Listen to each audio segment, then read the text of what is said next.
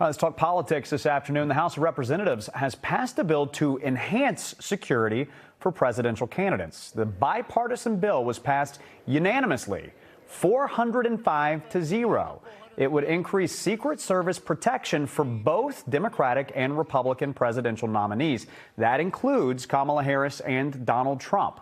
Now, the bill's passage comes as lawmakers grapple with how to address the growing political violence in the country, specifically the two assassination attempts of Donald Trump. With that, NBC 10 political commentator and co-host of That Issue, Sue O'Connell, is joining us right now.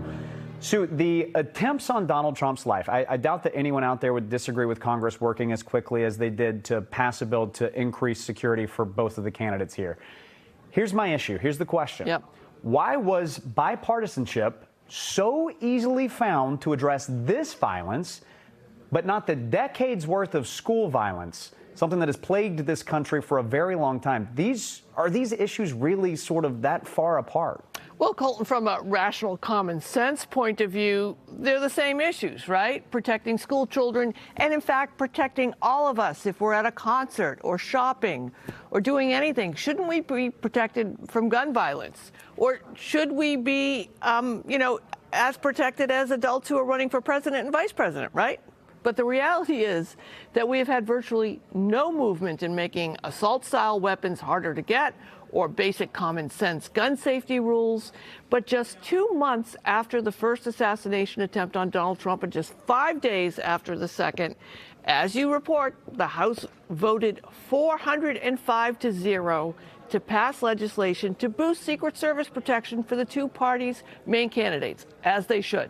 But that's a very big difference from, let's look back to just June of this year, when Republicans blocked a bipartisan bill that would ban bump stocks for rifles, even though many of those same Republicans supported it when Trump was president. So here's a solution. Maybe we should lower the age to run for president so elementary school kids can run for president, and then they might get more protection from Congress. I want to stay on the subject of guns quickly here. I just want to play you this clip from last night, the sit-down between Kamala Harris and Oprah Winfrey. I'll ask you a question on the other side. When you said you have guns, no, at the debate. I'm a gun owner. Tim Walz is a gun. I did not know that. If somebody breaks in my house, they're getting shot. Yes, I hear that. I hear that. Somebody breaks in my house, they're getting shot, is what VP Harris said last night. Listen, Democrats who want to be president aren't typically that candid about very many issues, but certainly about guns. Is she risking turning off her base with that? That's a good question, Colton. But look, 25% of Democrats have a gun in their home. I'm a gun owner, right? And 2/3 of gun owners say, why do they have a gun? For personal safety. So she's also not the first high-profile candidate to be a gun owner or a shooter. Do you remember back in 2013, the White House had to release a photo of President Barack Obama skeet shooting when some critics doubted his claim that he went skeet shooting all the time. Okay, so Harris isn't really risking much here with that admission in this very abbreviated presidential race. It's a plus for her on two fronts. First, it gives some independent or even maybe some moderate Republicans who are legal gun owners but may have concerns about how liberal they were told Harris is, and it gives them some comfort that she's not going to be coming to confiscate their guns if she's elected. And it was funny and showed some personality, which is a positive. I want to quickly talk about violence in a different form here. The war in the Middle East. This week, it really looked like this conflict that could become much bigger, more nations getting dragged into it, Lebanon, Iran, certainly.